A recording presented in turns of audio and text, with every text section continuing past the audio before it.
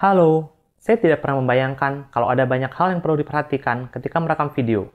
Salah satunya adalah aplikasi ponsel berbasis Android seperti yang saya gunakan. Ini terutama karena seperti halnya tidak ada pasangan yang sempurna, begitu juga dengan aplikasi. Semua ada kelebihan dan kekurangannya. Cut.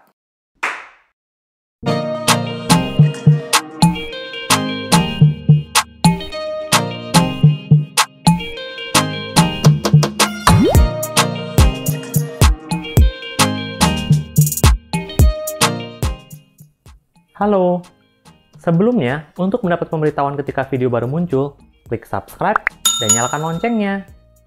Selama perjalanan karir YouTubing saya pernah menggunakan 3 aplikasi untuk merekam video. Aplikasi yang pertama adalah aplikasi bawaan dari ponsel.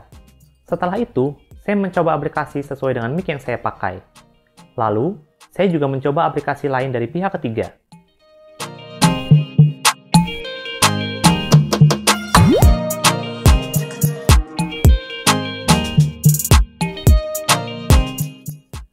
Aplikasi bawaan ponsel yang disebut Camera App merupakan aplikasi terbaik secara umum. Di era masa kini, rancangan kamera pada ponsel berbeda satu sama lain, dan alasan mengapa kamera itu ada diterjemahkan ke dalam aplikasi ini. Teknologi kamera masa kini memungkinkan ponsel mengambil gambar dari 2 kamera dan menggabungkannya.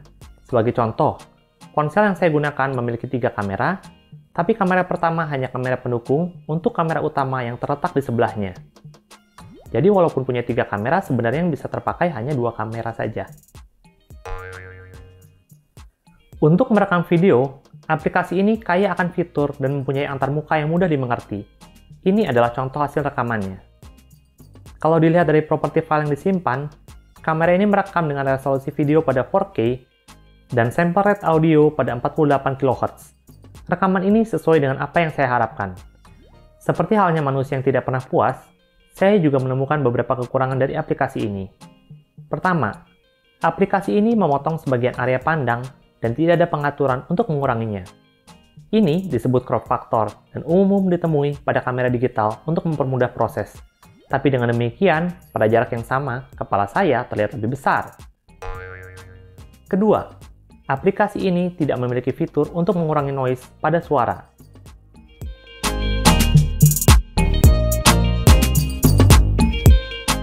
Dua hal tersebut membuat saya mencoba aplikasi dari developer lain.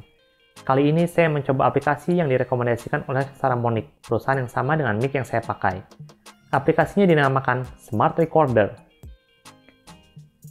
Aplikasi perekam ini mempunyai beberapa fitur untuk merekam audio yang belum tersedia dalam Camera App. Fitur yang pertama adalah Noise Reduction. Aplikasi ini menyediakan fitur Noise Reduction hingga 5 tingkat, untuk memberikan keleluasaan seberapa banyak noise reduction ingin diterapkan. Fitur kedua adalah low cut. Filter low cut berfungsi untuk menghilangkan suara dengan frekuensi rendah. Suara pada frekuensi ini termasuk pada suara kamar dan gunyaman pelan dari area sekitar. Fitur ketiga adalah sample rate. Aplikasi ini menyediakan pilihan sample rate dari 44,1, 48, hingga 96 kHz. Ini memungkinkan variasi perekaman suara.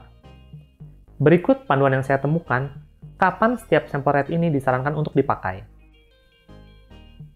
Setelah itu, lebih jauh lagi, aplikasi ini juga menyediakan fitur untuk merekam video hingga 4K tanpa crop factor. Walaupun ada keterbatasan, misalnya sample rate kalau merekam video hanya bisa sampai 48 kHz, sedangkan kalau suara saja bisa sampai 96 kHz. Semua fitur yang disediakan seperti sudah lengkap untuk menjadi perangkat perekam video yang tepat, sampai ketika saya memindahkan hasil rekamannya dari ponsel. Semua video direkam dalam posisi berdiri atau portrait, padahal saya merekam dalam posisi tidur atau landscape. Kemudian, saya mencoba mencari cara untuk memutar video tersebut, dan ternyata, melakukan rotate pada video itu lebih sulit daripada melakukan rotate pada gambar. Kemudian, video yang diputar dalam aplikasi editing pun jadi lebih berat untuk diproses. Ini membuat kepala saya agak pusing. Agak sedikit gak relevan karena sebelumnya nggak pernah kepikir, tapi ada satu hal lagi yang merupakan kekurangan dari aplikasi ini, yaitu adalah tidak tersedianya profil warna. Ini juga di kamera app nggak ada sih, tapi saya hanya berpikir, mungkin lebih bagus kalau ada.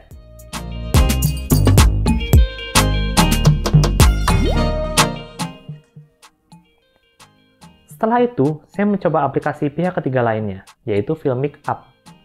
Aplikasi ini banyak direview oleh YouTuber yang membahas tentang kamera dan perlengkapan pengambilan gambar.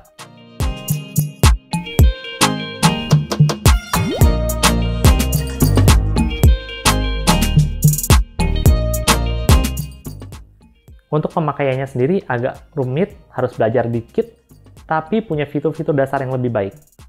Untuk audio, aplikasi ini punya fitur untuk memproses suara dan mengatur sample rate. Dengan demikian, suara yang direkam pun lebih baik, dan karena ada processing suara, hasilnya pun lebih baik juga. Sangat disayangkan fiturnya tidak selengkap si smart recorder yang tadi. Saya biasa merekam dengan sample rate 48 kHz dan noise reduction minimal. Fitur yang ada dalam aplikasi ini sudah cukup. Lebih jauh lagi, aplikasi ini juga menyediakan fitur untuk pengaturan fokus dan exposure secara otomatis. Ini sangat membantu ketika merekam untuk memastikan bahwa saya selalu dalam fokus dan wajah saya terlihat terang. Fitur lain yang saya temukan menarik adalah profil warna. Aplikasi ini menyediakan profil lock di mana warna yang direkam bisa dibilang lebih washed out atau lebih datar. Rekaman dalam profil lock dikenal akan menyimpan shadow dan highlight yang lebih baik. Selain itu, rekaman ini juga perlu penyesuaian lebih lanjut pada saat editing, misalnya dengan menerapkan LUT warna untuk meningkatkan warnanya agar sesuai dengan yang terlihat. Untungnya, Filmic juga menyediakan LUT untuk membantu editor seperti saya, yang masih beginner, untuk melakukan penyesuaian dengan LUT yang disebut D-Lock.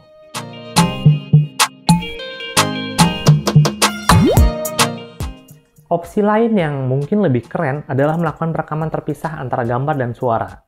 Dengan demikian, kita bisa menerapkan aplikasi yang sesuai untuk merekam gambar supaya maksimal gambarnya, lalu aplikasi yang optimal untuk merekam suara supaya hasil suaranya jernih. Akan tetapi, itu akan memberikan lebih banyak pekerjaan pada saat editing. Dalam behind the scene film bioskop maupun serial, saya sering bertanya-tanya, apa kegunaan dari clapper?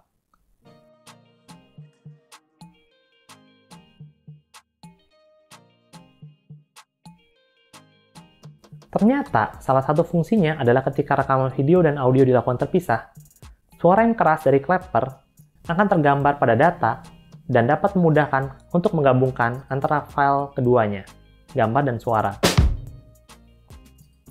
Oke, jadi saya sudah pernah mencoba 3 aplikasi untuk merekam video, kamera app, smart recorder, dan Filmic.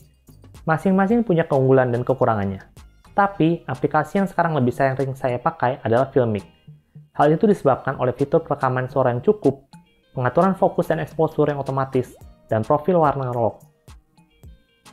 Terima kasih telah menonton, saya Adi, ini adalah Stay Alive, sampai jumpa lagi.